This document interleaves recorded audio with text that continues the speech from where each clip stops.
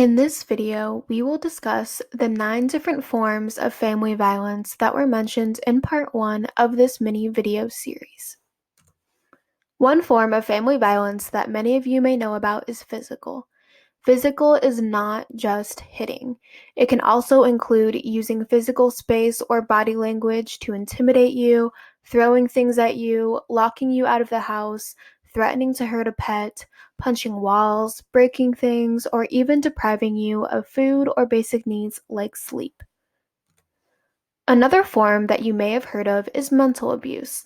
This includes things like using anger or rage to manipulate you, calling you crazy or stupid, or making it seem like their actions are your fault. It could even be staring at you in a blank way that can cause fear or giving you the silent treatment.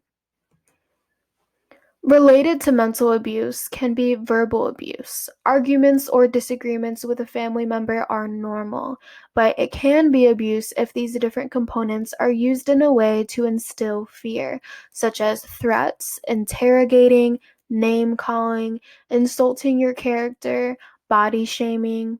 It can also include always blaming you for everything or accusing you of being too sensitive. Verbal abuse can be extremely painful and is often used as a tool to create an environment of fear.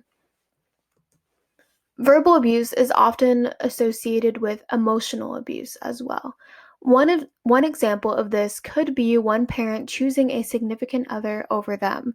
Maybe that parent ignores their child if the parent's significant other is around, or always prioritizes or takes the significant other's side and doesn't listen or pay attention to the child's needs or wants at all.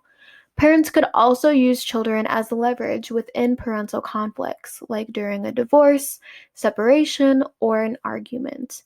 There's a lot on the screen, so pause the video and take a moment to read through these examples. One form that you may not have thought of is financial abuse. This can include stealing money from you, putting bills or credit cards in your name without your knowledge, especially if you are under 18 years old, punishing you for spending your own money, or making you ask for money from friends or people at school. Sexual abuse can be especially difficult to talk about, but many children and people in general do experience this, so it's important for you to know that an adult touching private areas of a child or forcing them to look at the adult's private areas during a sexual act or any threats to do so are considered abuse, and in many states can be illegal depending on the circumstances. If any of these things have happened to you or someone you know, please reach out to a teacher, guidance counselor, or call the National Child Abuse Hotline anytime 24/7.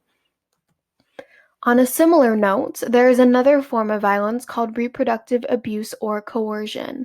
This can include things like restricting access to preferred methods of birth control, forcing a pregnancy to be terminated or followed through with against that person's will, or tampering with birth control methods. This is commonly caused by intimate or dating partners, but parents and other family members can cause this type of harm as well. Only 2 more forms to go.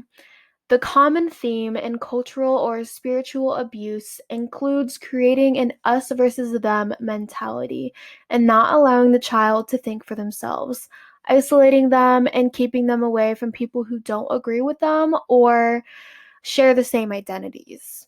Or they might use spiritual authority to justify their actions or not allow the child to question anything that they do.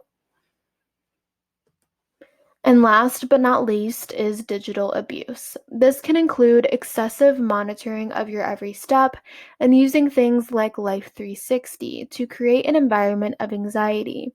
Maybe they constantly check in by calling or texting nonstop when you're not with them.